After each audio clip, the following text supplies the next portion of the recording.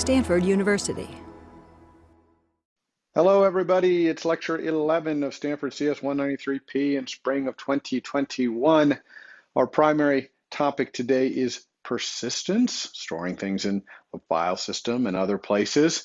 But before we talk about that, we need to cover another little topic here, which comes up quite a bit when we're talking about persistence, which is error handling. Well, you're going to see a number of functions throughout SwiftUI that are marked with the throws keyword. Okay, that means that they can throw an error at you sometimes when you call them. Now, this is only for pretty fatal errors that are pretty terrible, that this function that you're calling doesn't really know what to do when something like this happens. So it throws this error at you, and you can catch this error and then deal with it as you want. So the code inside one of these functions that throws an error looks something like this. So let's imagine we had a function attend lecture for CS193P, and it throws because something terrible can happen, which is you could sleep in. And if you can sleep in, then all the rest of this function makes no sense. Like you could ask questions at the lecture or do other things, follow along with your Xcode, et cetera. You can't do any of those things if you slept in and missed the lecture. So we're going to throw this error, CS193P error.missed lecture. That missed lecture is a case in an enum. You see down below, there's an enum CS193P error. Notice that it conforms to the protocol error. You don't have to do anything to conform to error. You just have to say you conform to error. That way we all know that this is an error that could be thrown.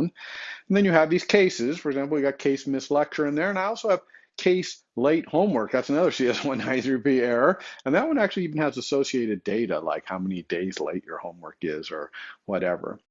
You're not going to be doing this in your code very much, throwing your own errors, but this is conceptually kind of what it looks like inside other functions that you're going to call that can throw errors. The main thing you have to know is how to call one of these functions that throws, and then how to deal with it if they do throw you an error. When you're calling it, the main thing that you have to do is let Swift know that you know this might throw by using the keyword try. In other words, we say you must try anything that can throw. Imagine I had a function here, I'm calling it read from URL, and it says it throws. This might be on some network access object or some file system access object, I don't know, but it's reading from some URL and it can throw. And why might it throw? An IO error, who knows what might happen that causes it to have a somewhat fatal error. So when you call read, you have to say try read from URL. So that is required for you to put the word try in front of that call. Now there are different ways to try though, depending on how you want to handle an error if it's thrown at you. So there's three ways to try where you don't handle the error. You're essentially not going to deal with an error thrown at you. The first one is probably the most common, try question mark. If you do try question mark, it says ignore any error that happens. And by the way, if I'm calling a function that returns a value, just return me nil instead. So it actually turns it kind of into an optional version of that function that you're calling. We already did this once when we were getting the image data for our background in EmojiArt. We said if let image data equals try question mark, to call data contents of, that thing that blocked the thread that we had to go and get it off the main queue and all that. We said try question mark, and so that made it so that that data contents of, if it threw an error at us, it just returned nil. And this does work with functions that don't return something. You would just say try question mark and then call some function that can throw and doesn't return something. A nil will be generated there if it failed, but of course we're not doing anything with it because there's no return value here. So try question mark, a common way to call things and say, I don't care what the error is, and just kind of move on. There's another one which is try exclamation point, and that says, if an error gets thrown at me, please crash my program right here. And again, students always say to me, why would I ever want that? You know, same with exclamation point in optionals. Well, again, sometimes it's good to have your program crash if you expect that this thing you're doing never should throw any errors that it can throw, because none of those things should ever go wrong. Well, you can put this try exclamation point in, and then it's going to crash and stop in your debugger while you're in development. So not necessarily a bad thing. When you actually ship your product, well, maybe you switch this to something else, but if you truly believe it should never throw, then it should never throw. And the last try you can do without handling errors is to rethrow your error. And this is just try, no exclamation point or question mark, but this only works inside a function that itself throws. So here I've created this function foo, it throws, and so I can call try in here without the question mark exclamation point. And if an error gets thrown out of there, it's just going to rethrow it out to whoever called foo. So whoever calls foo is going to have to say try foo, because try foo, clearly it throws. So this is rethrowing an error. This is a common way to not handle an error. You're essentially handing it off to the next person who called your function. But sometimes, of course, we actually do want to handle an error. An error is thrown at us and we want to do something. So how do we handle an error?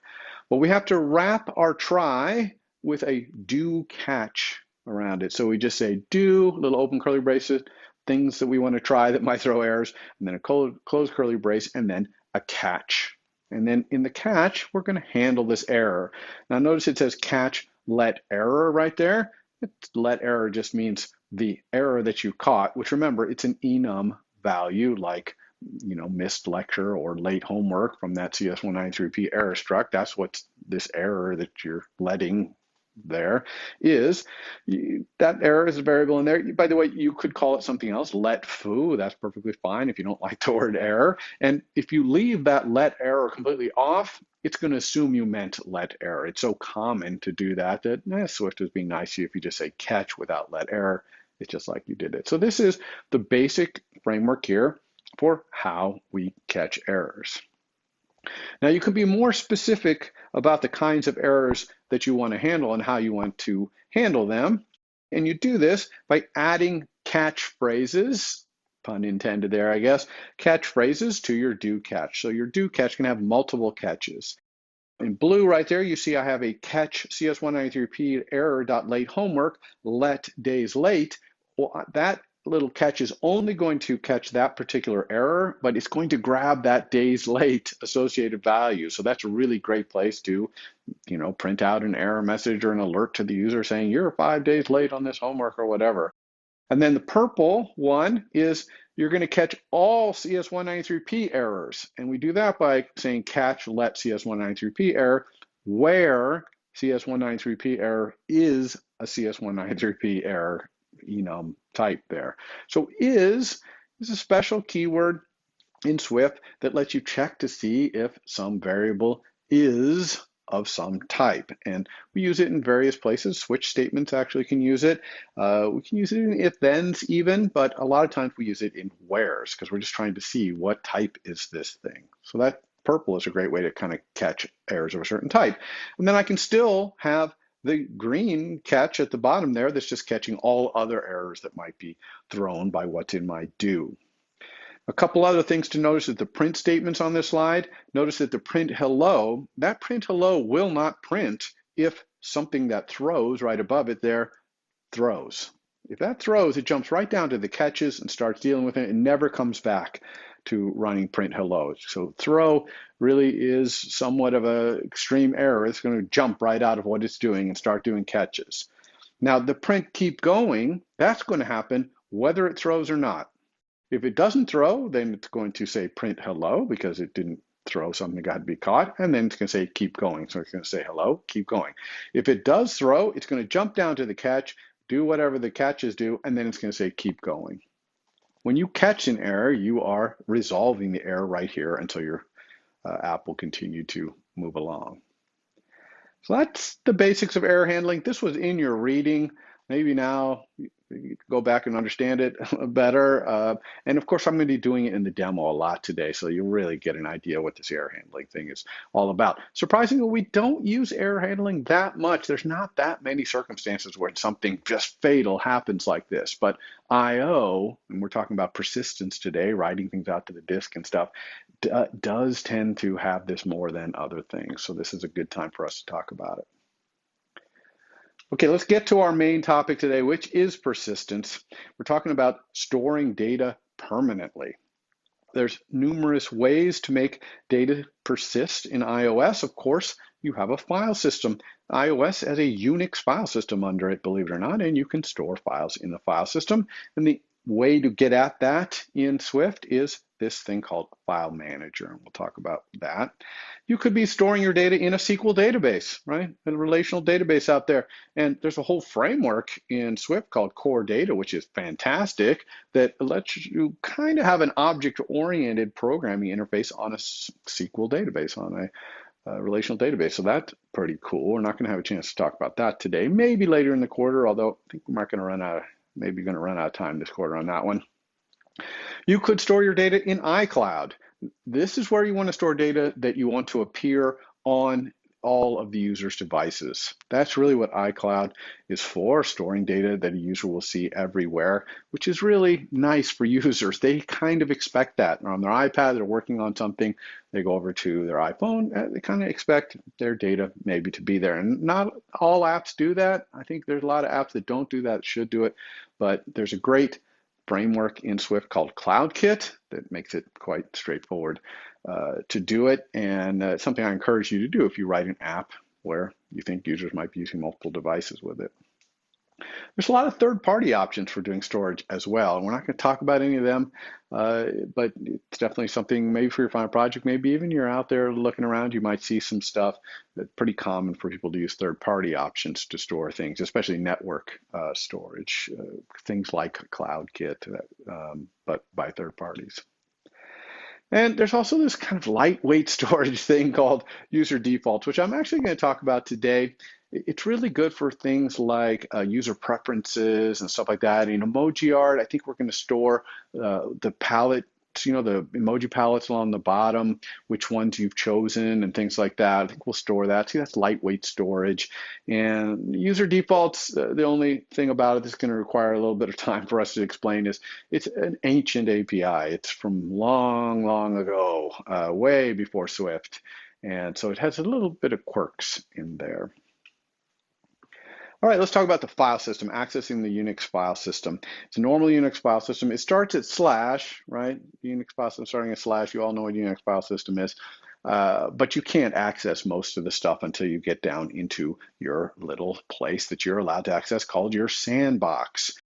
You can only read and write. Your application can only read and write from directories that are in your application's sandbox. You can't see or write anywhere outside of that. So what's the purpose of this sandbox thing? A lot of reasons. One, security. You don't want your application to get damaged by some other process going in there and writing in there and smashing your app or something like that. Certainly privacy. Definitely don't want other apps to be able to look into your app and see the data that you're collecting from your user. A surprising one is cleanup. When the user deletes your app, you want all the data you've ever created to go away as well. And so when the user deletes your app, they're deleting the entire sandbox. And also backup. Certain things inside your sandbox want to be backed up. Some things don't. Things that you're just caching or something like that maybe don't want to be backed up. So what is in the sandbox? Well, there's a number of directories in there. There's the application directory. This is where your executable is, maybe the JPEGs that are in your assets.exe assets file, all that stuff is in there. This is a read-only directory. So you actually can read your application directory, but you cannot write to it. Another really important directory is the documents directory. This is where things that the user perceives as documents in their app, and not all apps have documents, but EmojiArt certainly does. They live there. So when we start saving our EmojiArt documents to the file system, we're going to be putting them in the documents directory. That's where they belong. The application support directory, that's for things that are persistent that you want to store in the file system, but the user doesn't really perceive them as a document. So again, the palette choosing thing along the bottom of our EmojiArt, I'm going to put that in UserDefaults, but we could have put that in a file in our application support directory. That would be another very valid place to put it, but I wanted to show you UserDefaults, so that's why we're going to put it in UserDefaults. There's also the caches directory. This is for things that you could throw away. So this is not going to get backed up. But you might have images that you download and you're just showing them in the UI, and you could throw them away at any time. It's nice to have them cached, but if you wanted to get rid of them, you could, because you could always fetch it again over the internet if you wanted to. So that's a great example of things that would go in caches directory. And there's a bunch of other ones. You're going to want to look through the documentation and see what they are. I've just highlighted some of the most common ones.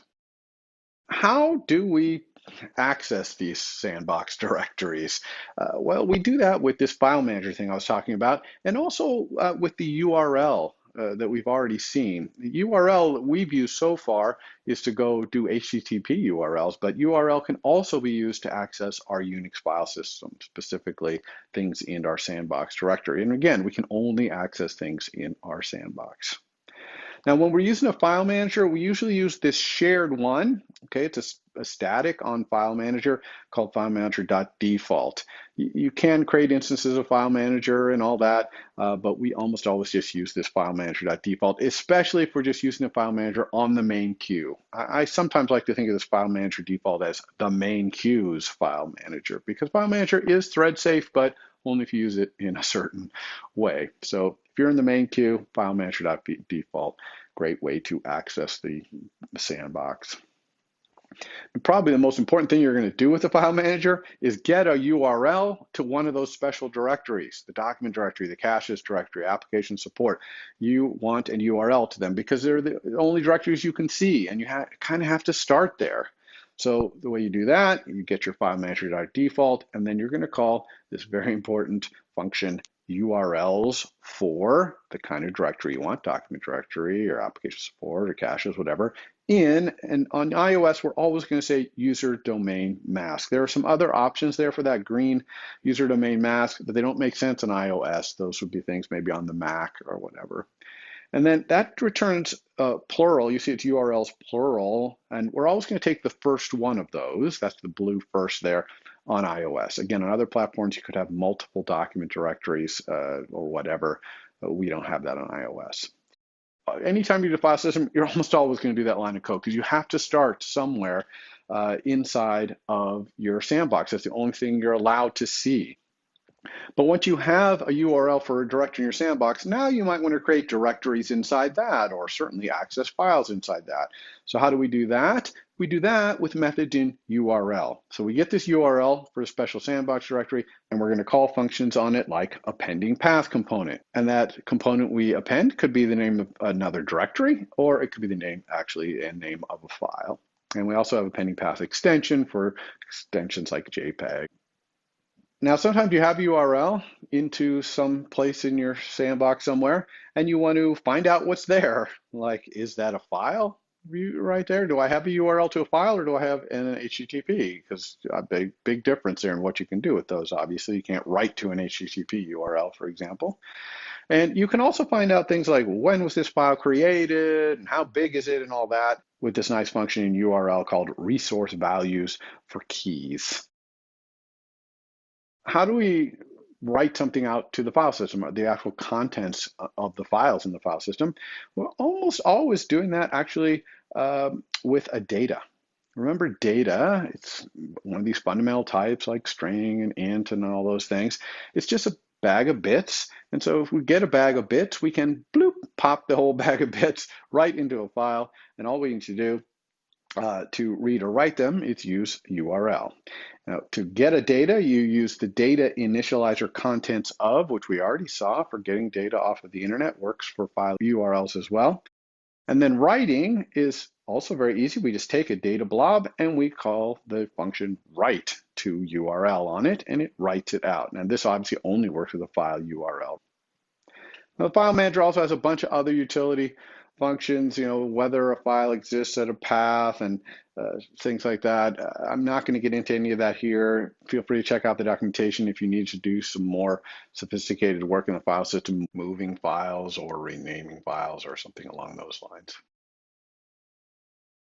Now, whenever we talk about persistence, it's not just all about finding a URL and writing it out. There's a little bit of like, what is the data that's in there? Like, what is in an EmojiArt document? I've got all those emojis, I've got the background URL or whatever. I've kind of got that struct, that EmojiArt model struct. How do I package it up to plop it into the file system? The way we're going to do that is called, some people call it archiving or coding. There is a protocol in Swift UI called Codable. And you can take any struct, and if you make it conform to Codable, then you can turn it into a blob that you can then throw in the file system. Now, the cool thing is any struct whose vars are all codable themselves, Swift will automatically implement Codable for you. Literally, all you have to do is put :codable up on your struct declaration line, and bam, you'll have a codable struct. Now, sometimes you'll have to go in there and you might have substructs inside your struct and substructs inside those, and you have to mark those for codable as well. But as long as everything in there is codable, then you don't have to do anything but say they're codable, and Swift will be able to turn that struct into this blob of data that you can put on disk. If you have an enum, by the way, Swift does do that for enums as well, but not if your enums have associated values. If they have associated values, you're going to have to do it manually. I'm going to talk about that, and I'm even going to do that in the demo just to show you the details of it. Now, all the standard types that you're used to, string and bool and array, data, that data blob, URL, all these things, they all implement Codable. So if you had a struct that had vars that were all of these types, boom, you could easily mark your struct Codable and you'd be on your way. And again, most of our structs, well, they're mostly made of these kinds of types. So it's an amazingly powerful system, Codable, because of the fact that Swift implements that protocol for you as long as you're using these other codable types.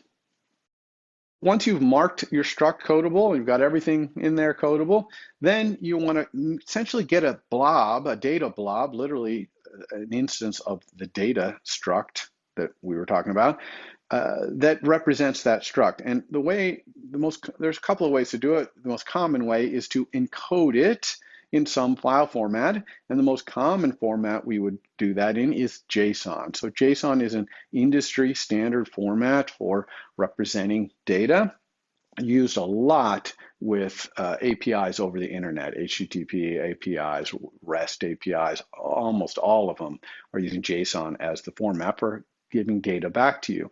So we can use this format to create our own little blob of data, right, in JSON format. And all we need to do that is use this nice struct in Swift called JSON encoder. And it has this great function called encode. And you can just pass any object to it that is codable, right, that implements codable, and it will give you back a data, an instance of data, which is the JSON representation of your object as a data blob.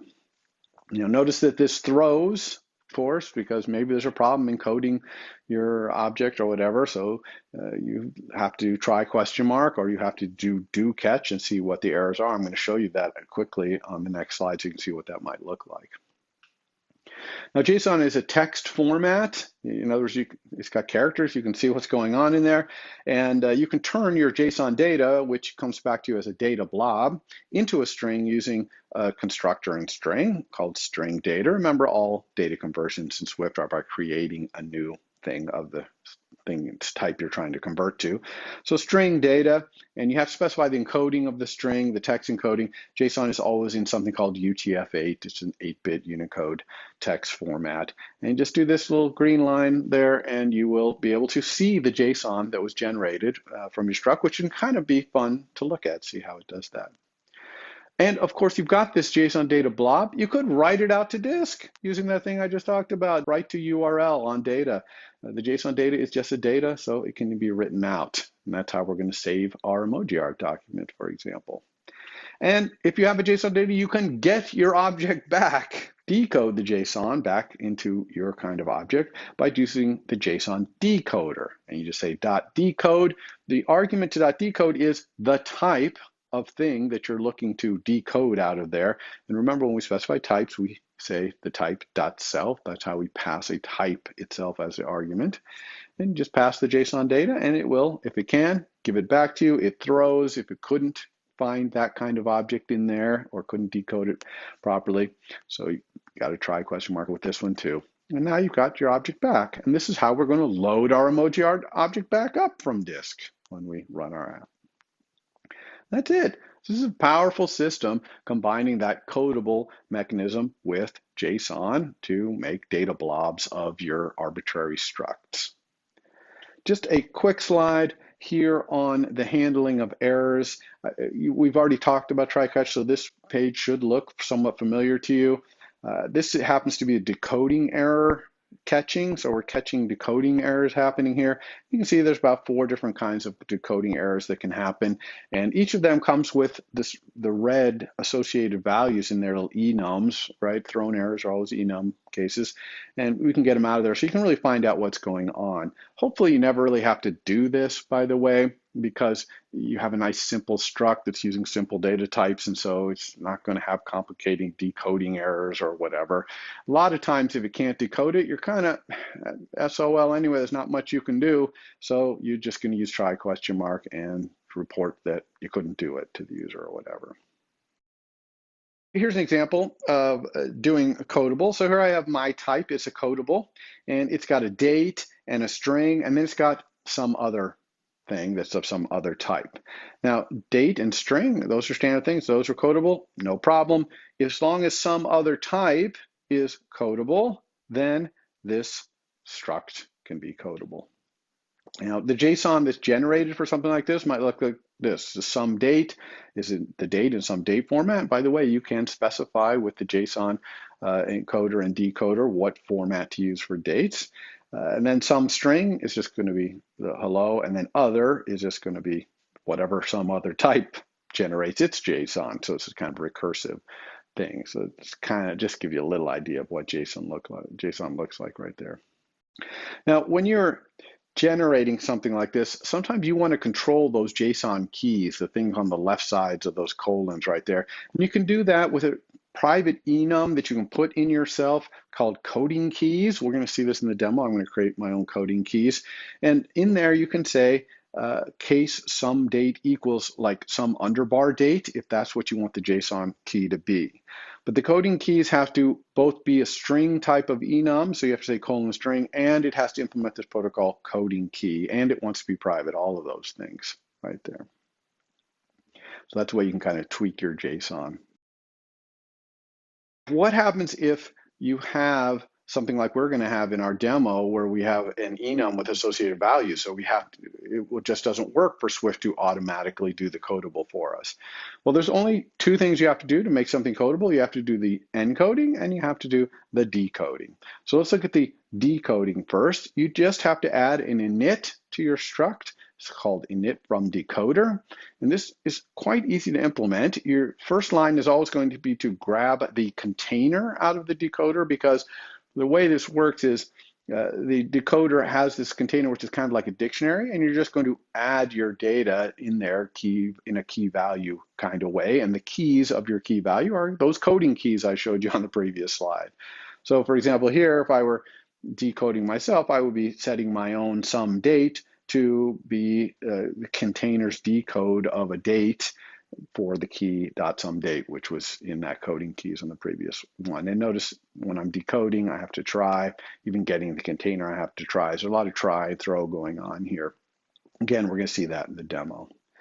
And that's decoding it, but of course you need to be able to encode it. And encoding it is very similar. This is just a function called encode2 that the system is going to call. And again, you're going to get the container right away, and you're just going to start encoding the keys in there. And you just have to make sure that your encode and your init from the decoder match up. Whatever keys you put in there are the same keys you're looking for when you decode. All right, that's it for Codable. Very powerful system. And sometimes we'll even combine it with this system, which is UserDefaults. UserDefaults is this thing I told you for lightweight data, user preferences, things like that. As I said, it's an ancient API. You know, we've seen only a couple of these old APIs, like NS Item Provider was one of them, UserDefaults right here. File Manager has a little bit of the old API in it. And it might sound like, oh, these are bad APIs because they're old. Well, you know, they're pretty good APIs because they survived the transition to a completely new world. And one of the fantastic things about Swift UI is that it still supports the old world. They introduced an entire new system for building iOS apps, and you can still use the old world if you want. If there's some code you wrote or some part of the old world that you want to use. And even Apple preserved the best parts of the old world, or the most valuable, or the most interesting, or the most used parts of the old world by creating this awesome bridge between the old world and the new world. So it's really quite an awesome thing. So I don't want it to sound denigrating that I'm saying this is an ancient API. But the fact that it's an old API and that it predates Swift means it uses some concepts that just don't exist in Swift. And so we have to squint a little bit at its API to really understand it and use it in Swift, but it's not too much squinting going on. So the first thing to understand about user defaults is that you can only store things in there that are what's called a property list. Now, the non-Swiftiness of it here is that property list is not a protocol or a struct or anything like that. It's just an idea, okay? Property list is a concept. What it means is any combination of strings, int, bools, floating point numbers like float and double, date, data, array, or dictionary. That's it, okay? You can have any thing you want, but it has to be a combination of only these things. If it has anything else in there, it is no longer considered a property list, and you cannot put it in user defaults. And that might seem like that's a huge restriction, and it is a pretty big restriction, but there's a loophole in there, which is that data is one of these things. And of course, we know that Codable turns everything into a data. So we can really turn almost anything into a data and then put it in user defaults if we want. But sometimes we're just putting an int in this little user preferences thing, and so we don't need to go through all that trouble. Now, the user default API, unfortunately, has a type in it called any. And any is definitely anti-Swift. It means untyped. Swift is a strongly typed language, so having an untyped type is not very Swifty. But we're going to try and ignore any as much as we can and still try and understand what's going on in user defaults, and we mostly can. When it comes to the any, we just have a small amount of adjustment to do into our Swift world. So when you're using user defaults, the first thing you need is to get an instance of a user defaults, and just like we had FileManager.default, we have userdefaults.standard, and this gives the standard user defaults. This is how you're going to access it. If you want to store something into this little persistent dictionary, you just use the function here, set for key, and you just provide the data you want to put in there for key. The huge restriction here is that object that you're setting must be a property list, right? Arrays, dictionaries, strings, ints, but that's all that can be in there. If there's something else in there, it will crash your application. I'll show you that in the demo. Now, when you're setting things like doubles and ints, there's a nice little convenience method there that will give you some Swift typing. So set double 37.5, it's going to make sure that 37.5 is a double. So that's nice. But you can see this setting of data in user defaults, it looks just like a dictionary.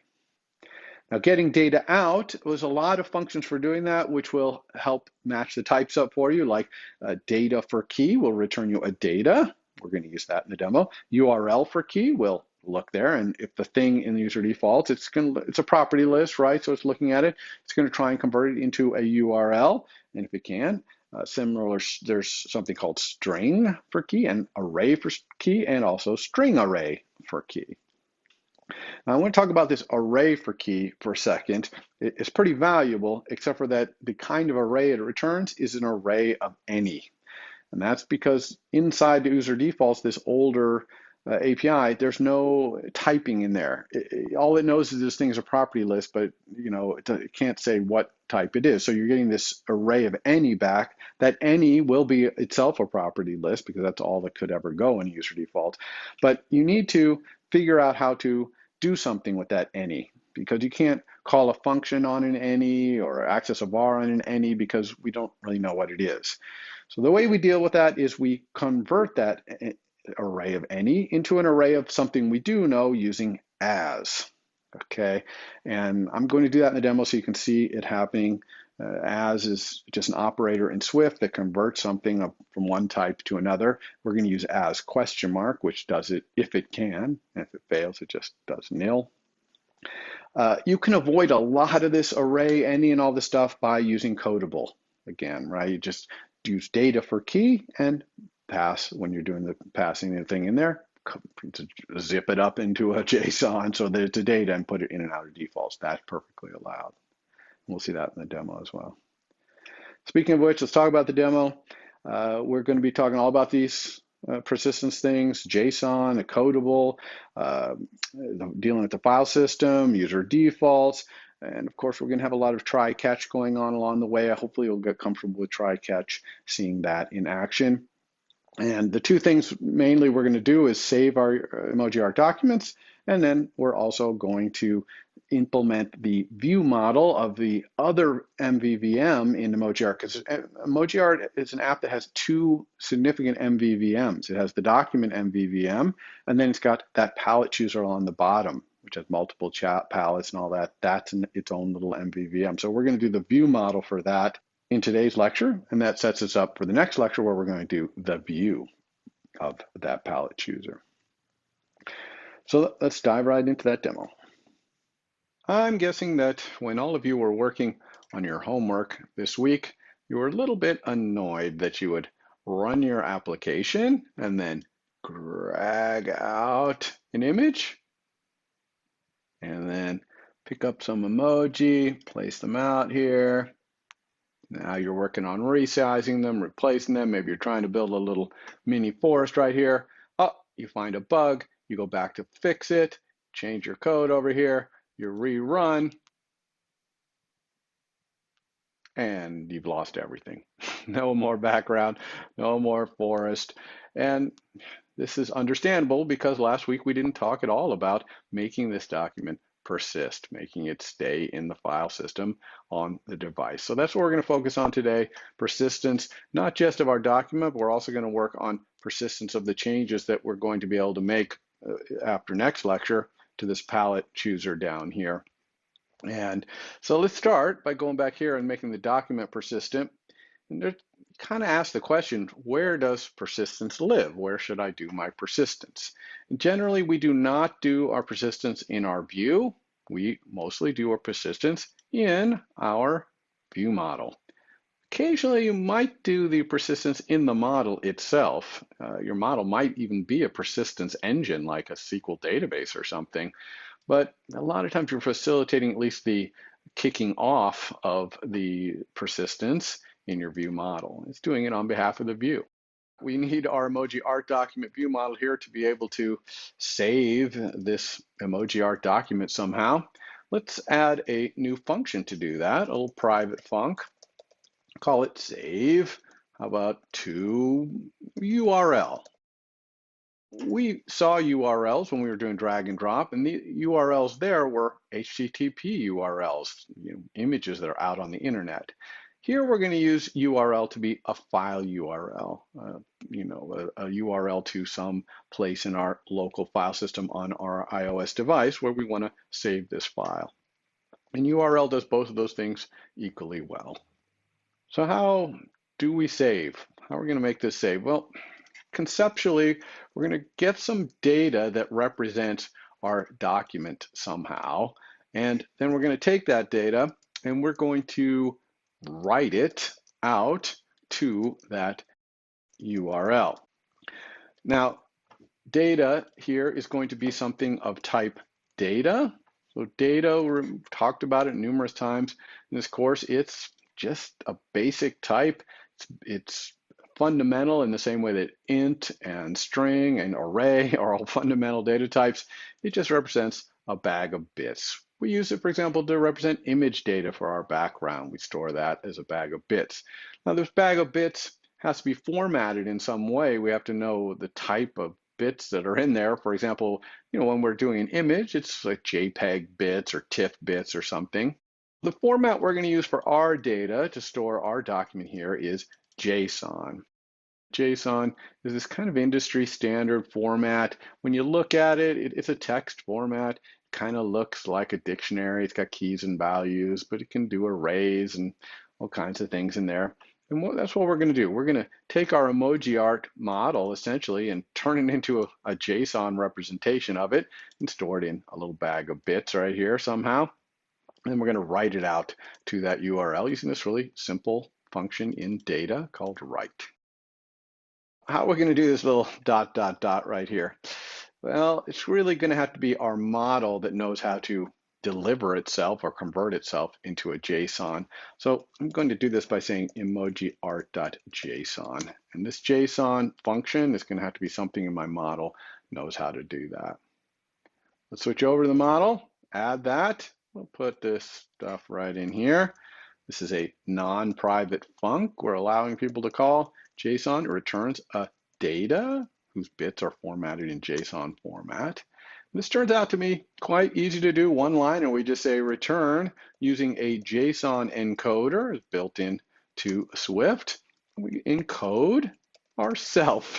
And this is pretty much all we need to do. This data, that's what JSON encoder encode returns is a data, and the data is in JSON format.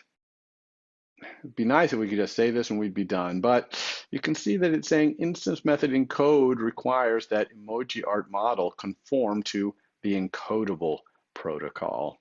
And we talked about this in the slides. Encodable and decodable are the two halves of the Codable protocol. And we're going to have to make our EmojiArt model up here conform to Codable. Codable and decodable. It really doesn't make sense to make it encodable if you don't allow it to be decoded as well. That's nice, we put this here, but it says the type of EmojiArt model does not conform to decodable, actually, or encodable, and that's a bummer. We talked about in the slides that usually you can just add this and Swift just magically makes it all work. Well, it didn't here. And the reason that that happens is this only works magically with Swift if all of your vars are also codable. And so that's clearly not true with our vars. So let's take a look at our vars one by one. Let's comment out the background for a second here and just look at our emojis and see if that fixes the problem. So we build, oh, no, still not encodable or decodable. So this must not be codable. But let's see, what is this? It's an array. Array, always codable. Array itself is codable. But the things in the array here, oh, those are not codable. Okay, this is a struct. It's not marked codable. What if we just say codable? Will that just work? Let's try that. Build. Oh my gosh, it worked. Look at that. All these errors up here gone. This just worked. Why? Because these bars are all strings and ints, things that are already codable. And so this worked fine. All right, how about our background? Let's uncomment that out, hit build again. Oh, we're back to not being codable. So our background must not be codable. Let's go take a look at our background. Here it is over here. Background, let's make it codable. Codable and build. No, this says this is not codable and decodable, this background. So why couldn't I just say enum background codable? Now Swift does know how to automatically make enums codable, but not if you have associated values. If you have associated values in your enum, you have to do this codable manually, which is not that burdensome. And actually it's great for us because I want to show you how you do this. How do you implement decodable and encodable when you can't just throw the word codable on the end and have Swift do it for you? So let's take advantage of this fix opportunity here and have it add protocol stubs. That means add all the functions or vars that are necessary to make me implement these two things. So here we go, fix. Oh, there's two things. There's an init from some decoder, and there's a function called encode to encoder. So it makes sense, right? To encode it, I have to implement this function. To decode it, I have to implement this function. All right, I'm going to move this down. I always like my cases here to be at the very top of my enums. I don't like code up above them. The protocol stubs always get added at the very top. Let's start with encoding right here. And as we talked about in the slides, encoding is just all about getting a container from the encoder and then dropping in all of your personal information of your enum or struct into there. So for us, we need to drop our URL and our data into the container that we can get from our encoder. So let's create a var for that container, and we get it by just asking our encoder right here to give us a container. And when we do, we have to tell it what the keys that might be showing up in this container might be. This container is a little bit like a dictionary, feels very much like a dictionary, and these are essentially telling us what the keys are. Now, this right here is actually asking for a type, the type of an enum that's going to contain the keys essentially to do that. So we need to create a little enum to have our keys in there. I'm going to call it my coding keys, and in there I'm going to put all the things I need to store. So I need to store my URL, I need to store maybe my image data. Now, I might not need to store all of these things. For example, if my background is blank, I don't have to store either of these things. And if it's a URL, I only have to store my URL in here. And if it's image data, only the image data. But this is just a list of all the things that I might want to put in this dictionary.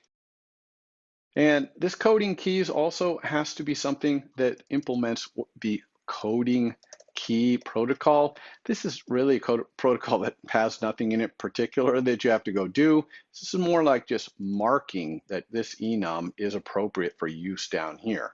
That's so that this API for the encoder, make sure you know what you're doing, that you're providing some enum here, my coding keys enum. And by the way, when we specify a type, we know we always say .self. This is how we pass an actual type to something. Here I'm trying to tell this encoder that the container I want is going to use this type to encode.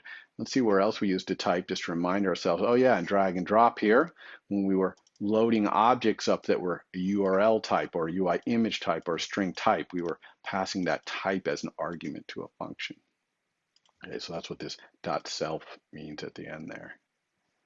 Now this coding keys kind of has a cool feature also, which is that if you make it a string type of enum, and hopefully you remember this from your reading, but you can either say :string or :int on an enum, and then these cases will all essentially have like an alias, which is a string in this case. You can do it with ints as well, where that will be the raw value of this enum. Essentially, you kind of get this raw value. Var is going to be added to your enum, and the raw value is going to be quote URL or quote image data, the actual string right there. And you can also, in addition to that, there's an init with a raw value, and you give it a string, and it's going to automatically create an enum with that. So that's kind of a cool feature, but it's especially cool in these coding keys because I can do things like equals the URL or something. In other words, you can reassign the string that is the raw value for a given case just by saying equals. Now, why would I want to do this in my coding keys? Well, this is maybe the key that is conceptually in our enum representing something I'm storing, but when I generate the JSON, remember the whole point of this is we're going to be encoding this into JSON format. Maybe this is the key I want to use. For example, that JSON might be a public format JSON for something I'm getting from some place on the internet, and it might define that it says the URL. Now, if I don't do this equals the URL, it's just going to use whatever the string that is the case itself. URL, which would be fine in our case. I'll leave this just so that you can see what the JSON looks like, and you'll see the word the URL embedded in that JSON. So that's it. We've got a container. These are the keys that are valid to put things in there. All we need to do now is load up this container with the data inside of our enum here, basically our associated values. So we're going to switch on ourselves. So in the case where we are a URL, we're going to get our URL associated value. I'm going to use that container to encode that URL for the key, which is one of my coding keys, .url. So this URL has to be one of the cases in our coding keys. It is right here. And similarly, for the case of my image data, I'm going to get the data out of there, and I'll use the container to encode that data for the key being the image data. Now, in the case where I'm blank, I don't have to do anything. It's going to break. Don't need to store the URL or the data. We have an error comes over here. Call can throw, but is not marked with try. We spent some time in lecture talking about this throwing and trying and catching, and that's what's happening here. If you'll notice this encode function that we were told we had to implement if we wanted to do codable, it throws. So this thing, people who call this, they know it can throw an error that they might have to catch. So here, why don't we just try to do this encoding right here, and we'll try to do this encoding here. And if this fails to encode for some reason, which these are simple types, URL and data, they're never going to fail to encode. But if for some reason they failed, it would just rethrow whatever error came flying out of here right up out of this encode function. So this is way number one to deal with things that you have to try. And how did the compiler know to give us that error? Oh, you got to do try here. Well, it's because this encode, if we look at encode in the documentation, it throws. So that's how the compiler knows. Oh, you got to expect this thing to throw. This is how this error thing works. The functions, when they have fatal errors, they can throw. Now, not all of them do. They have to be marked with this throws, or they're not going to be throwing anything. That's all it's required to encode ourselves. How about decoding? So this is an init, so it's initializing ourselves from whatever information we find in the container that's in this. So let's get that container. Let container equal the decoder container. And again, keyed by our coding keys type. This is the enum type to use to find the keys. Now here I'm going to try to get the URL of there. I'm going to say if I can let URL equal the container, please try to decode a URL. So I'm giving it the URL type, the type of thing I want it to decode. For key, and again, I'm back in my coding key enum to specify which key I want to use. You see how this is matching up with this? That's how the encoding decoding system knows which things match which. And if I can get this URL, then I can say that I must be a URL. So this is my URL right here. I'm creating one and setting it equal to myself. And I think we talked about this before, but if you are a value type like an enum or a struct, then in your init, you can just say self equals something that is valid thing of yourself, and it will just assign the whole thing. And this is because value types are copied, so it's just creating a copy of this and putting it into myself, setting all my entire value all in one go right here. Now you see I'm getting a lot more call can throw, but is not marked with try again, because even getting the container could fail from the decoder, so I have to try that. And of course, decoding a certain URL could fail, so I have to try that. But again, this init throws. So I'll just try this one right here, and if it fails, we'll let it rethrow. But you notice I put an if let here, and this does not return an optional. So why did I put if let? Well, that's because if I try to decode a URL and it fails, can't do it, this try fails, I don't actually want to rethrow that. I want to turn it into a nil. And why do I want to turn this into nil if it fails? Because maybe I'm decoding something that's an image data, or it's blank, and so it won't have this URL. This will fail, and that's perfectly fine. So I'm just trying it, see if it works. And if it does, I'm a URL. But if not, I'm going to move on to the next thing I might be. So this is the second way that we can try things that might throw, is to try question mark. Conditionally try them, and if they don't, just this gets set to nil and we just won't do this. And we'll go on to the next thing here, which is I'm going to say if I can let image data equal trying to ask the container to decode an data.self for a given key, in this case our .image_data key in our coding keys, then I must be an image data with that image data. And finally, if that fails, then I must be .blank. So here, when you're decoding and you're trying things, you don't have to necessarily rethrow it. You can just do the try question mark and recover if it's not set. Now look what happened. All my errors went away. I am now codable. I've implemented the init and the encode, so I'm codable here. Go back over to my model, rebuild over here, And this is also codable as well because now both of my bars are codable. That's it. That's the real quick version of how you make things codable. Usually you can just add this codable, but occasionally, like if you have associated values, you might have to do your own init and encode. And to do that, you're going to have a little coding keys, the list of the keys you're going to use to put things in and out of these containers. All right, we still have an error over here, which is that this call can throw, but is not marked with try. Indeed, encoding myself to JSON could have gotten any of these errors we saw over here, or all these try container encode, these tries over here could have thrown, and those would fly all the way back up to here. So we definitely want to do something here, and what I'm going to do is try to do that. What if this fails? I'm just going to have my function rethrow. That's perfectly fine for functions I create to rethrow. If this thing fails, whoever's calling me better be ready to catch that error and do what they will with it.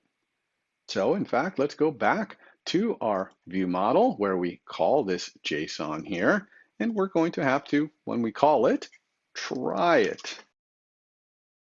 And notice that this one also call can throw, but is not marked with try. So writing out to a URL, this function in the data struct can also fail. So well, better go try there. Now I have these two tries and it's complaining that errors thrown from here are not handled. And that's true. If these fail, what we do? Should I make this one also throws? Probably not. It's about time for the buck to stop on throwing. If either of these actually fails and throws an error, I think we need to catch it right here and just deal with it, report the errors or whatever we're going to do. I mean, we could make this save throws, and then anyone who calls save on my document is going to have to deal with the fact that it might fail. But here we know the tries that actually might be failing, and so this is where we want to catch them and print errors or react to them in some ways. So this is the third way to do a try. Not rethrowing, not the question mark. Here we're going to put a do and catch around this. Now the basic default catch right here, let's say we want to print an error out here. When I'm printing it, I want to print out where I am here. So this is EmojiArt document .save to, that's the name of the function we're in. I'm just going to print the error. Error equals /error.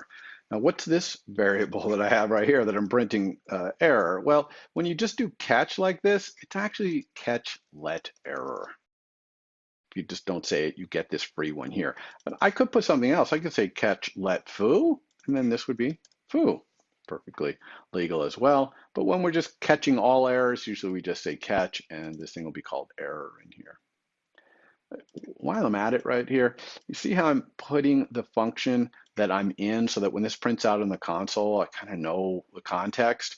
It's kind of a fun thing you can do. Create a little variable, which I usually call this function or something like that. And it can be this string,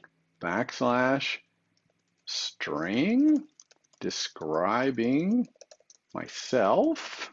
That's describing the object that I'm in right here. And a dot, and then \function. This will create a little string here, this function, that will be EmojiArt document dot save to. And then you can use this thing instead of doing this. So \this function. And the reason I'm doing this here and kind of worth doing here is that I'm going to catch some other errors here. I'm going to be printing out some things, and so I'm going to be using this function more than once in here. Maybe not worth doing this if you're not doing it more than once in a function. It's still kind of fun to put in there. There's other strategies, by the way, that people have for what to print when an error comes out. It's kind of up to you what you want to do, but I wanted to show you these two tools here to get your name of your struct you're in and get the name of the function you're in. So I'm catching all errors right here. What if I wanted to tell the difference between whether it was an encoding error here with this or a writing error right here, some sort of problem with the file system or something? Well, I could specifically go and catch and assign to something, let's say a coding error, and only catch ones where this encoding error that I just am caught is an encoding error. So these things that are thrown at you, when you try something and they throw something at you, these things are almost always enums, and they implement the protocol. They have to implement the protocol error, capital E error, which really doesn't do anything. It's just marking that this thing is a valid thing to throw. Let's go take a look at encoding error, which is just an enum of the kind of things that the encoder throws. When we try to do this EmojiArt.json, we're doing a lot of encoding stuff. It's going to try and encode it. So let's go look and see what this looks like in the documentation. So you can see it's an enum. This one happens to have only one case, which is invalid value. That's the only error that can occur while you're encoding, is that you have some invalid value you're trying to encode.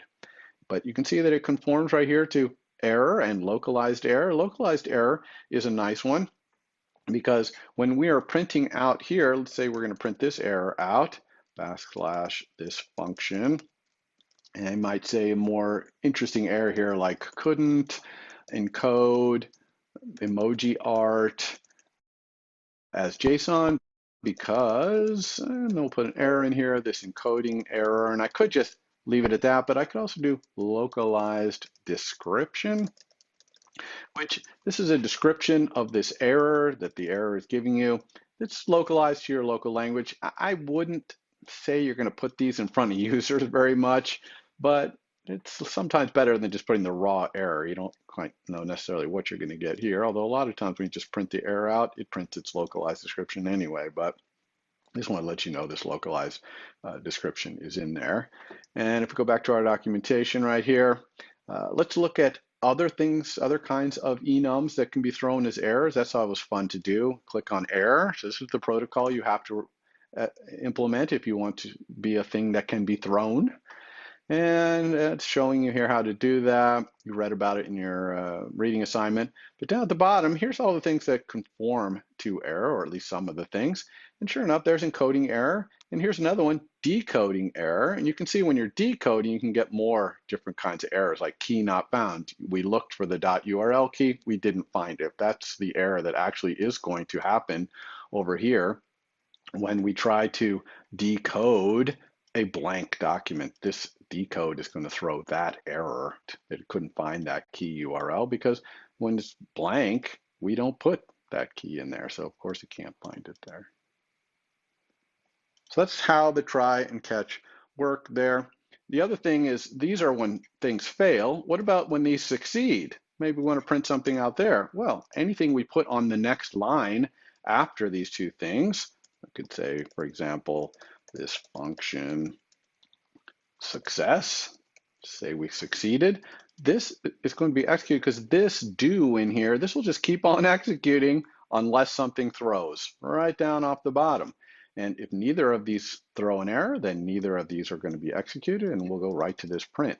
We could even put them something in between. Maybe we have a print in the middle here. Let's print out the JSON that we have, just to see what it looks like. It's kind of fun sometimes to see what JSON, the Codable, makes out of it.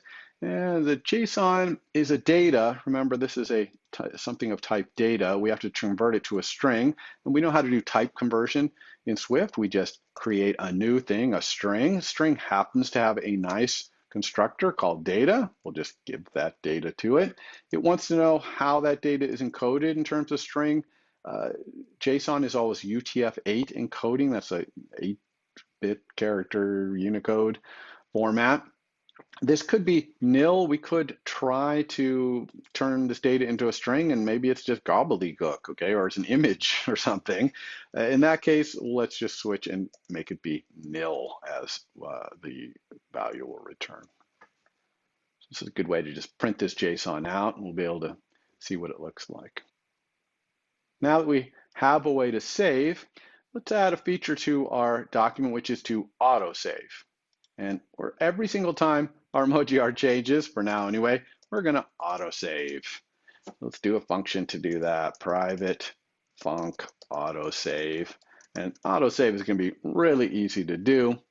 I'm going to say if I can let URL equal some autosave constant URL, then we'll save to that URL. This autosave is just constants. It's going to be one of these, private struct autosaves, like drawing constants or something like that. I'm going to have a couple of them here, actually. I'm going to do a static let, which is the file name for the autosave. I'm going to save it into autosaved.emojiart. Now I'm using the .emojiart as a file extension here, like .jpeg or something. Later in the quarter, we're actually going to make this be a real file extension where you can click on them in the file system on your device and it'll open them. But for now, this is just the name I'm going to use to autosave. I'm also going to do something kind of fun. This is a constants struct, this autosave right here. I'm just using it for statics.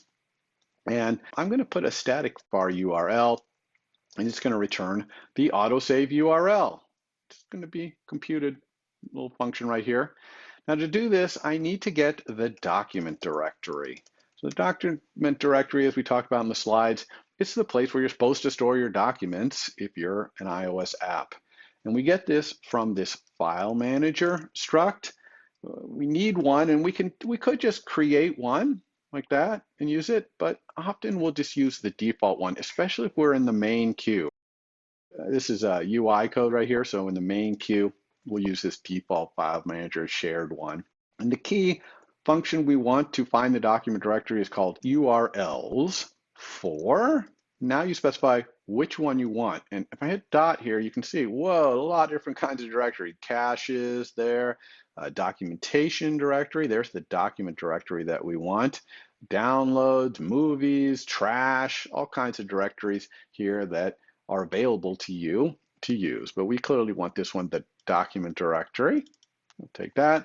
And then there's in, and this in here is the domain that it's in. Now, in iOS, we always are going to be using this user domain mask. On the Mac, we have other domains for files to be stored. Sometimes they're stored on the network or system directories or whatever. We don't have any of that on iOS, so this is always user domain mask in iOS.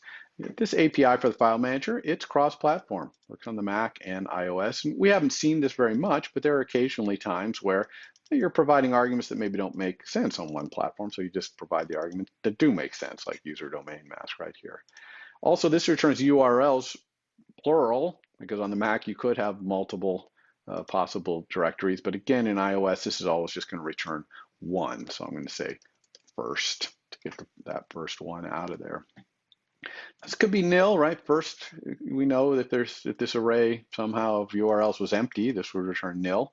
So when we return our full URL, which is just a combination of this document directory and this file name, we're going to do it with a document directory question mark dot. And the thing we're going to do to build it is I'm going to use a pending path component, our file name.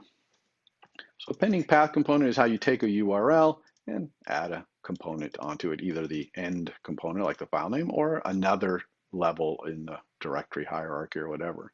And since I put a question mark here, if this did somehow turn out to be nil, which would be bad, that should never happen with the document directory, possibly with other directories it might. If that was nil, then this would just return nil. This is fine, and we would have no autosave URL, and so we would never autosave.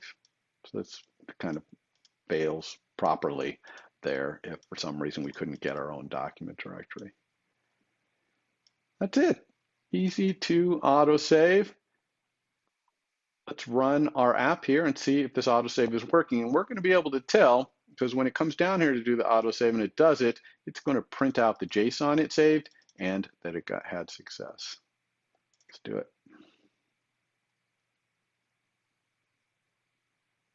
Let's make sure we have our console visible right here so we can see things popping out down there. Maybe we'll even resize our thing to be a little smaller. We got another one in the back, the old one we were using, get that one out of the way as well. And here we go. Let's try it. Let's pick up our background and drop it in here. Whoop, whoop. Oh my gosh, look at that.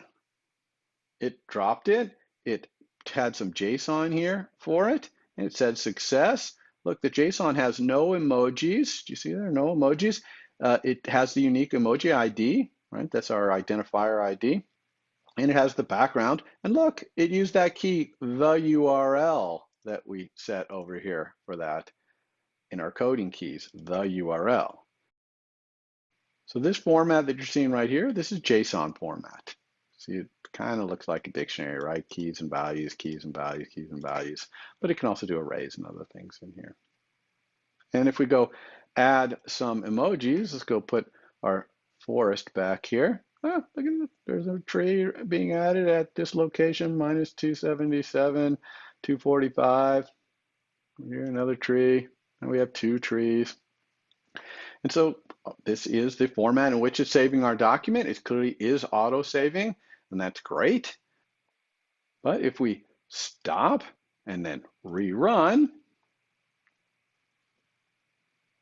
it's blank again. Well, that's of course because we're auto saving just great, but we are not auto loading. When our app starts up, we're always creating a new blank document, right? Here's our init for our view model, blank document with those 2 starters he even commented out. So that's why it's completely blank document. So clearly in our init here, we should give a try of getting that auto-saved EmojiArt loaded up. Now to do that, we want to go back to our model and essentially have a way to init from either from the JSON or just from a URL, in which case we'll go get the JSON out of that URL and do it.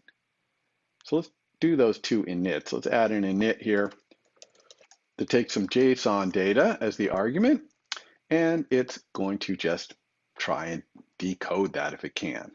This is an init, so I'm going to say self equals to assign myself. I'm going to try to use a JSON decoder this time to decode something of type EmojiArt model, our own type right there. And we're going to decode it from this JSON that was passed to us. So this is how decoding works. You just say the type of thing you're looking for and you give it the data, and it looks in here and sees if it can use this whole decoding mechanism to create something of this type. This could well fail, and that's why we're trying right here. And if this does fail, this sounds like one I want to rethrow. So you try to create an EmojiArt model from some bad JSON or something, and this fails, you're going to have to catch that error and figure out what you did wrong. Now that we have that, we can easily add an init that creates it from a URL. And this one's just going to throw the errors it gets as well. I'm going to let data equal trying to get the data by using contents of URL. This is exactly the same data contents of URL we use to go out on the internet and get an image from an HTTP URL. But here, this is going to be a file URL. So yes, this is going to block this queue, right? And we're probably doing this on the main queue. But if we're doing it to a file URL, it's fast enough. This probably not worth doing in the background. We could, it would be much more complicated to our API here if we had to do this asynchronously. But as long as this is a file URL, I think we're okay to go. And although you could imagine maybe somehow people post an EmojiArt document on their website and people grab it through HTTP. But in that case, maybe we put the burden on whatever code is calling our init URL here to do the asynchrony.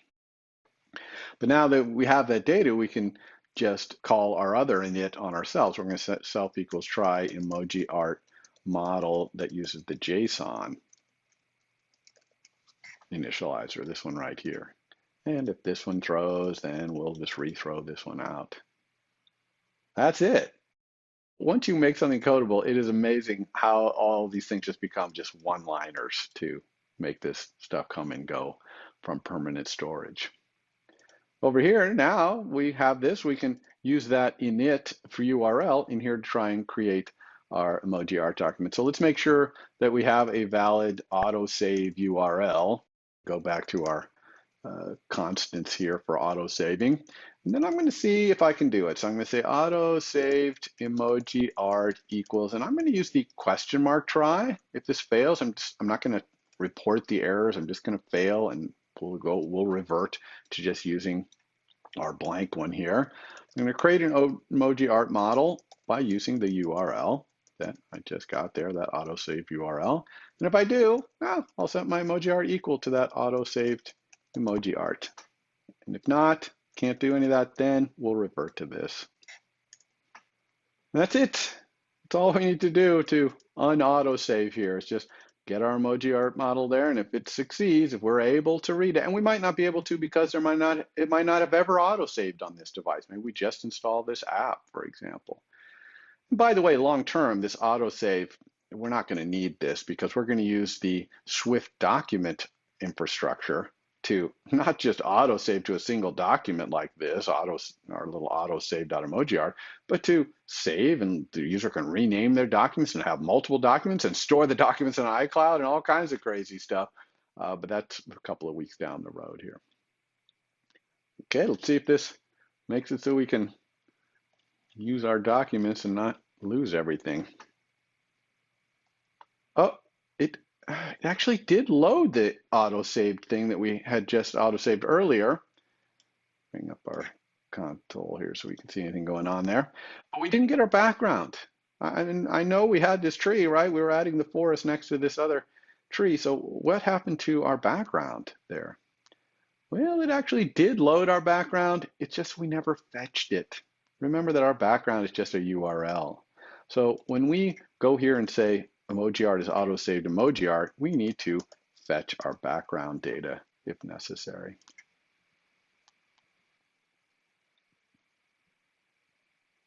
Oh, it's fetching it. Look at this little spinning wheel having, and there it is. Oh, we got our trees, we got our background. Let's put some apples on these trees. And maybe up here and up here. Nice. And now if we quit and then come back, we have apples. Now there's a golden opportunity to show you something here, somewhat unrelated to persistence, but it's going to take me a couple minutes. I know we're going to be running over time on today's lecture, but I'm going to show it to you anyway, which is that right now, every single time we change our document, every time we add an emoji, and if your homework was applied to this, you could pick these up and resize them. Every time you move it, boom, it's resaving this document, resaving, constantly generating new emoji, right? Every single time that I touch something here. That's a little bit aggressive. You wouldn't need this autosave that fast. And the Swift document architecture that we're going to use in a few weeks, it's not that aggressive. It's much smarter about when it autosaves. So I'm going to try and be a little smarter. I'm not going to be quite as smart as the Swift autosave mechanism is, but I'm going to be a little smarter. What I'm going to do is, if you're making a bunch of changes, adding some things up here, a couple of earths in the sky up there, until you stop changing things for a few seconds, it won't autosave. But once you do, then it will autosave. Then it won't autosave again until you make another change, but again, it'll wait. So it's essentially going to coalesce changes that are made in some interval. That's going to be a little less aggressive. It won't be constantly spitting out JSON to the file system. How would we do that? The main key to doing that is, instead of every time this changes, we autosave, we're going to schedule an autosave to happen. That's just going to be a little private func here called schedule autosave. And to schedule the autosave, we're going to use a really cool little class here called timer. And timer has a static function you can use. If you want the one that takes a block, that's a closure. This block is a closure, so always choose that one. And it will just execute this block right here after this time interval. So let's put the block we want to execute here. I'm not going to repeat. And inside the block, I'm going to autosave. So I'm going to delay a little bit, and then I'm going to try and autosave. Let's have this time interval be another autosave constant, static let. We'll call this our coalescing interval, and we'll do it, let's say, every 5 seconds. So after changes stop for 5 seconds, then we'll do it. This is our autosave.coalescing interval.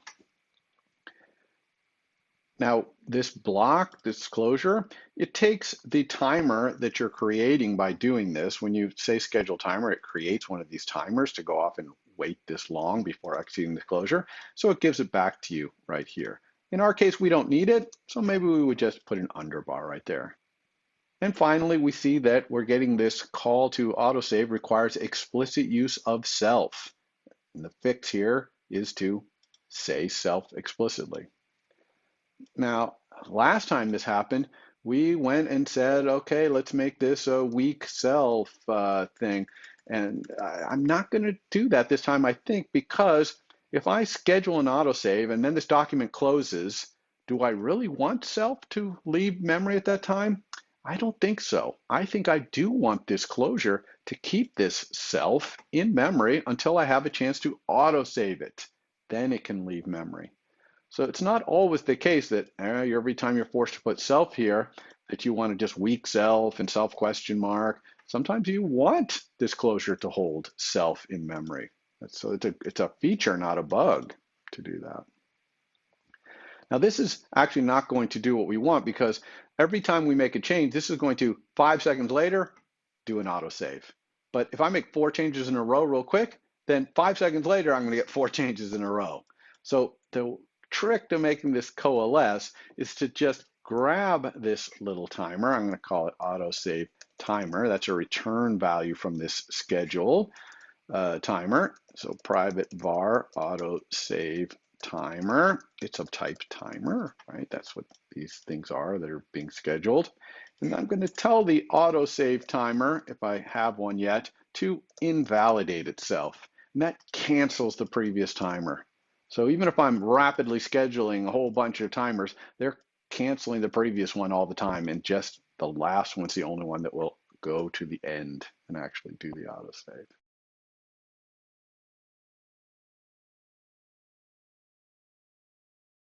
We definitely want our console up here so we can see how often this thing is saving. Let's try. I'm going to put a whole bunch of fire out here. There's a fire. No, fire. Fire, not saving. This is something else going on down there. Those aren't saves. Look at that, lots of fire. Now I'm going to wait. Ah, it saved. Look at that, it's pretty cool.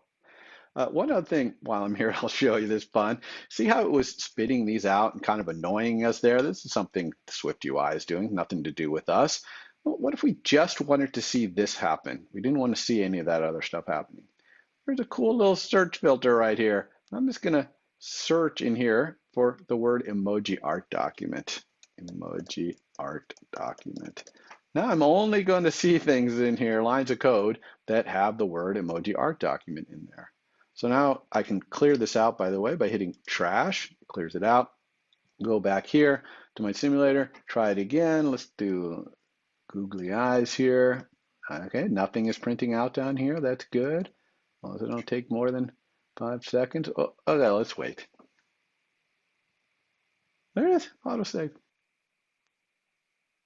All right, so that's it for the first part of persistence here. As we learned a lot of different things here. The primary thing was this codable. We learned how to make things codable, even if the magic codable doesn't work. We learned how to do this init and encode right here. And we learned a lot about try and catch. We were trying things, we were catching them over here. We were sometimes doing try question mark right down here, sometimes not. So we got a lot of familiarity with doing the try catch along the way of learning how to do this persistence stuff. The next thing we're going to do is kind of completely different. We go back to our UI over here. Actually, let's go back to the other UI. Here it is. This is kind of what we're shooting for the whole quarter. Notice down here we have these palettes, but we have multiple palettes. Woo! And we can do things like add new palettes and edit these palettes, or we can go and manage all the palettes, change their order and delete some of them. This whole UI right here, this is its own MVVM, totally separate from the MVVM of the document, the EmojiArt document there.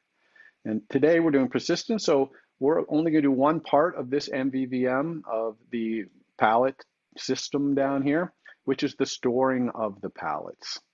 And I'm going to call the ViewModel for this whole MVVM down here my PaletteStore. This is really all it does is store the palettes. The rest of it is essentially UI on adding and removing and managing these palettes. Let's do that. Let's go get that PaletteStore to happen. Let's create a new file. This is going to be a new view model. This with file, this with UI view, and I'm going to call it my PaletteStore. Make sure it's in the right place. Our PaletteStore is a view model, so it's going to, of course, Swift UI. Don't need this. To class, all view models are classes. PaletteStore, it's an observable object. All view models are observable objects. I'm going to have my PaletteStore have a name that you can't change. You know, this name's probably not really necessary. My app's only ever going to have one PaletteStore because I only have one palette choosing UI at the bottom there. But it's nice to name your stores. You know, if this were a database, it'd be the name of the database or something like that. So we'll give it that. This is complaining that we're not initializing it. Okay. Init named string. We'll just say self.name equals the name. All right, so we got a PaletteStore with a name right there. That's a good start. What is in this PaletteStore? What do we store? Well, we store those little palettes along the bottom. And if you remember, these palettes have a name, like animals, and then they have all the emojis. That's pretty much it. That's all that's in there. So let's create a little struct to hold that. Struct palette. It has a var, which is the name, and a var, which is the emojis, which I'm going to store as a string. I talked about this before. I could do this as an array of strings, but let's just make this a string of emojis, and I'll break it up. We break it up into array in our UI code. We already saw us doing that. Now these palettes, there's a lot of them in the UI, and anytime you have a lot of a thing in the UI, you're almost always going to want it to be identifiable. As you've already learned, you're going to put these things in for eaches and stuff like that. It's important to have them identifiable. I've been using int a lot here for identifiable, but ID can be other things, strings, and just any type really that's hashable can be an ID, but we always seem to end up with int, which is fine. Inside our PaletteStore here, of course, we need our model, and our model is just going to be palettes. It's going to be an array of these palettes that I created up right up there. And definitely this model, this is kind of a store. You notice I called it store, and 99% of what we're doing is just providing access to these palettes. So this definitely wants to be published. If this palette array changes, we want any views that are observing this view model to go and get the latest data and rebuild. Now we're a view model, so we also need intents. So I've got some intents, which I'll just code snippet in here. I'm not going to go through all the details of these, but there's a get a palette at a certain index, remove a palette at a certain index, and insert a palette at a certain index. So this is exactly the intents you might imagine for a store. Now, one thing that I do want here, actually there's a couple of things to think about here. One is I really only want you to insert a palette with this because I go and make sure we have a nice unique identifier. So I'm going to go up here to my palette and do that same file private trick right here. So it's the only way that you can add a palette to the PaletteStore is using this insert, and I can ensure the uniqueness of the ID there. A couple other things is I really never want my list of palettes to have 0 elements in it. So remove does not allow you to remove the last element. And also palette at right here, if you ask for an index that's out of bounds, it's going to give you some palette that's in bounds. So I'm doing a little bit of that thing that view models do, which is interpreting the model for the view so that the view code can be simpler, just to make it easier on the view. And along the lines of making sure I always have a palette in there, in my init, I'm going to put a little if in here that says, if my palette is empty, then load it up with some built-in default values. Now, this is going to happen every time for now because our palettes always start out empty and we're not loading and unloading this thing from user defaults yet, but that's the next step for us. So how are we going to do that? We want to make whatever palettes we have and the changes we make, because again, remember here, I can go do things like, oh, delete music. So now music is not one of the options that you can go to anymore. So that needs to persist. When I rerun this app, when I come back, there should be no music. I deleted it, and vice versa. If I add a new one here, put some emoji in there, then this new one should stay around when we leave. So making this thing persistent, it's really not appropriate to store a file in the document directory. The user does not perceive these things down here as a document, but it's some lightweight information that they do expect to be there when they come back. And so user default is probably a good place to store this actually.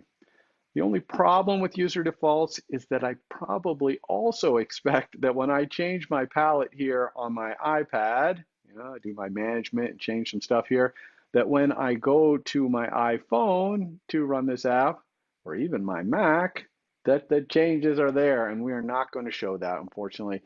Again, I'm already running over time in this lecture, so it turns out that putting user default in iCloud is possible, but it's a little trickier than I can do in a quick demo here. So I leave that as an exercise to the reader if you would want to go take the code that we're going to do here and make it work with iCloud. It is definitely possible, just a little bit of work. So we got to store these palettes. Essentially, this little array right here needs to be stored in user defaults. Do the same kind of thing we did with our document, in that every time this changes, I'm going to essentially autosave it. I'm going to call it store in user defaults, because that's what I'm going to do to save it. Let's have a little private func here, store in user defaults. And then on the flip side, every time I initialize, I'm going to go and look and see if I can restore myself from user defaults. This is how we're going to have our palette thing stay around. All we have to do is implement these two functions, store in user default and restore from user defaults. We want to be able to see this in action, but we're not doing our UI yet using all this stuff in the palette chooser. I'm just going to go back to my DocumentArt app right here, and let's create a palette store right here. We'll call this one our default palette store or something. It's just a random name. And by creating this palette store, when our app starts up, we'll be doing this storing and restoring from user defaults. Eventually, obviously, we're going to be using all this in our UI, but for now, we're just trying to learn about user defaults. So let's start with the storing. It'd really be nice if the storing, we could just say user defaults.standard. Remember, that's the standard user defaults that's shared throughout our entire app. We want to really set, and remember that user defaults is just a bunch of sets here. We got sets for floats, doubles, URLs, etc. So I'm going to really want to say set palettes for key. My user defaults key I'm going to have to make up here. This is really what I'd like to do. Just put my palettes right into user defaults using this key, private var user defaults key to string. Let's make it be something like PaletteStore : plus our name. We really need this key to be pretty unique because we're sharing this whole dictionary-like thing throughout my entire app. So I want something, some prefix here that makes it so that whatever the name is doesn't conflict with other things people are using user defaults for. Now, I'd really love to do this, but it's going to crash my app, and watch why.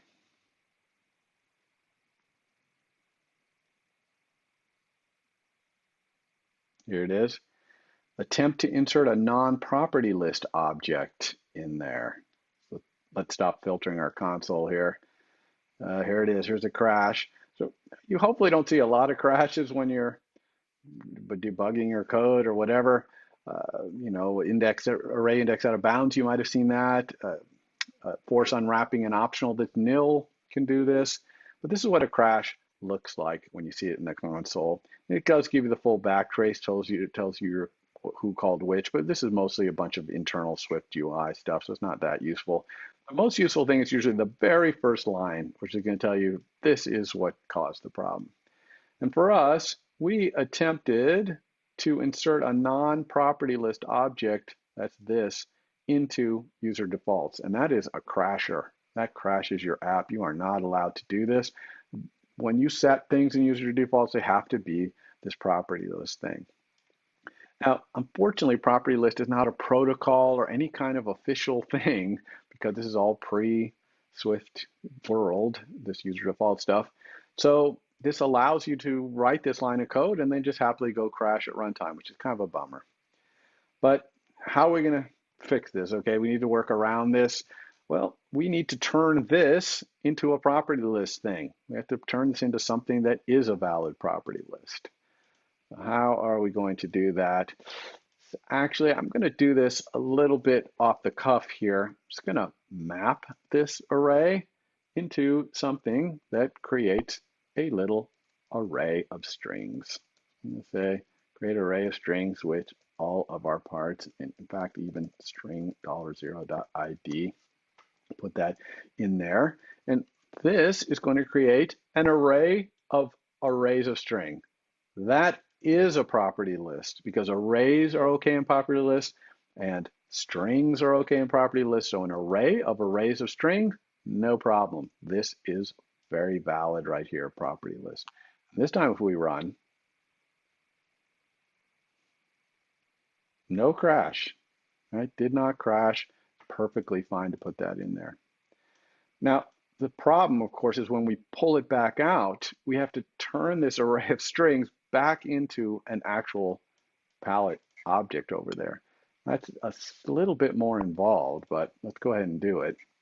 First, we need to get this thing out by looking at this key right here. So let's just do that part. I'm going to say if I can let palettes as a property list, that's what I'm going to call this little bar here. It's UserDefaults.standard. We're going back to the UserDefaults, and this time we're going to say, give me the array for my key, UserDefault key, and that might be nil. So that's why I did if let here. It's quite possible that I've never stored this before, or it was stored and it wasn't an array.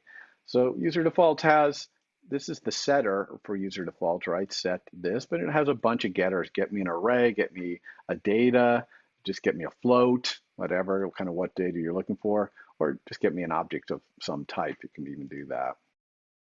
UserDefaults key here.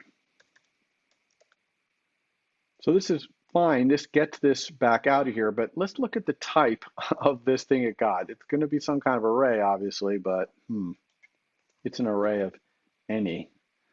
So this is that weird type we talked about in slides, any. It's not, it's like the anti-type in Swift. We don't use that in Swift. It's almost purely for backwards compatibility for Objective-C, the old world.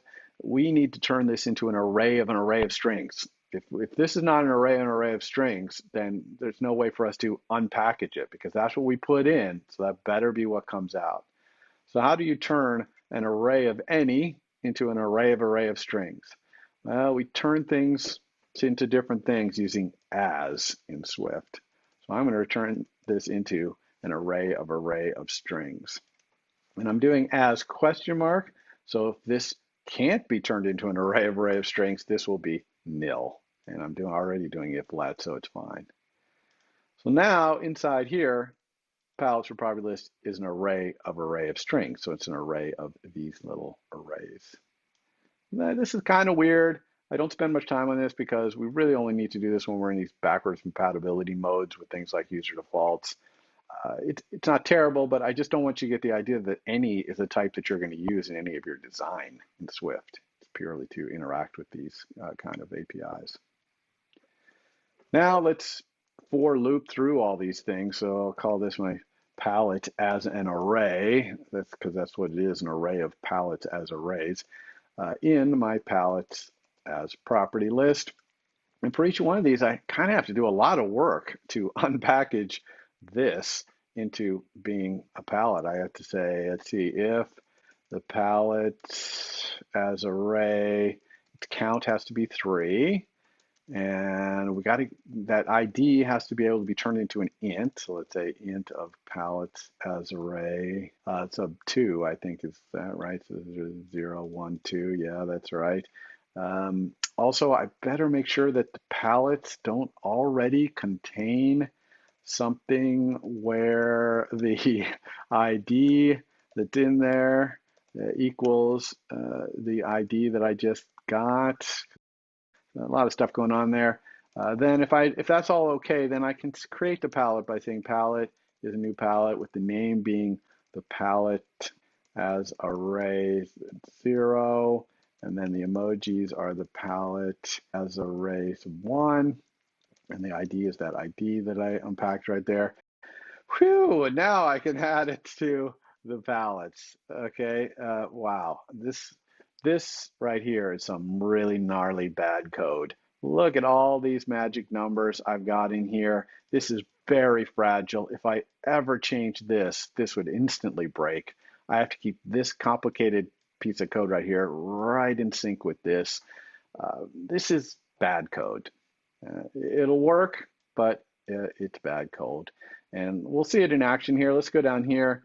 If the palette is empty, we'll print out and say using built-in palettes. And if it's not empty, we'll say print successfully loaded palettes from user defaults. And we'll even say what the palettes are. Let's go see that, see what happens here. Check out our console. Oh, successfully loaded palettes from user defaults. Great.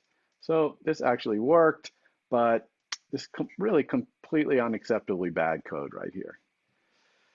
Okay, so how would we do this nicely?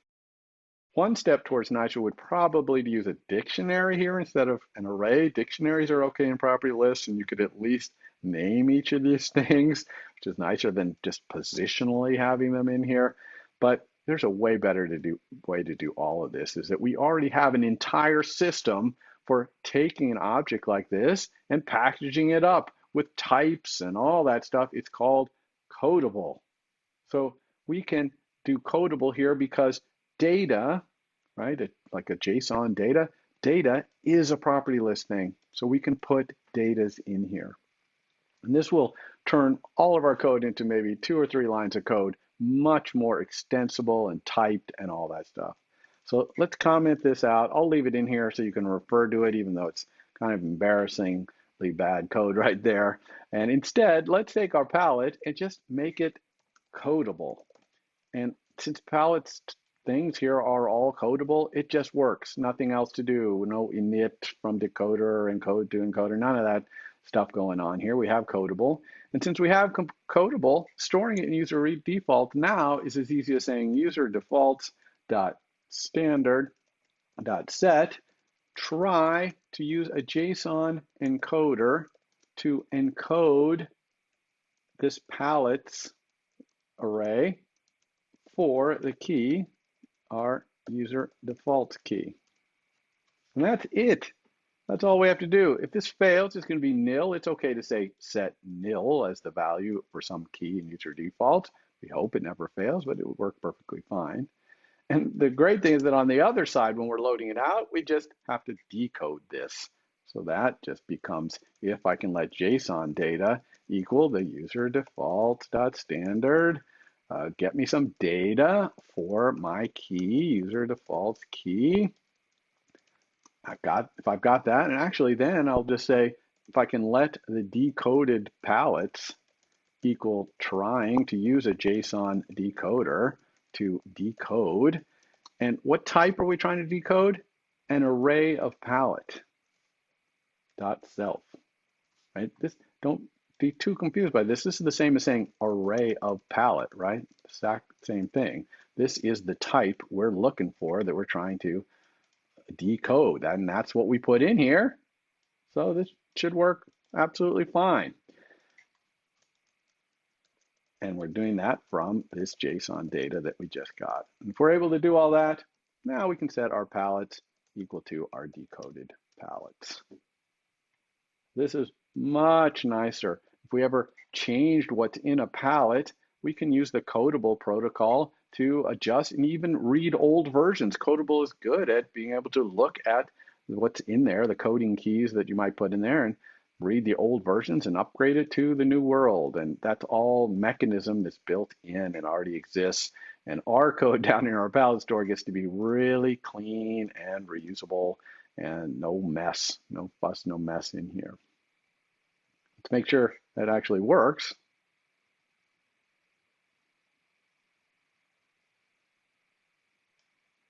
So what we do here, we're using the built-in palettes because we've changed the format of the user defaults. Right now, it's expecting a data instead of an array. But if we quit and run again, now it is hopefully stored it. And then when it launches this time, it gets the ones from user defaults by changing the JSON version of it here that we put inside user defaults back into palettes. Okay, we are totally out of time for this lecture. I'm sorry I ran over on this one.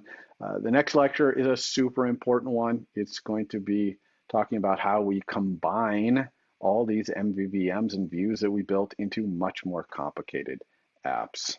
And once we do that, you'll be able to do your homework this week, which is to turn Memorize into a much more complicated app by adding all that UI you saw at the beginning of the quarter for choosing themes and editing themes and all that stuff. For more, please visit us at stanford.edu.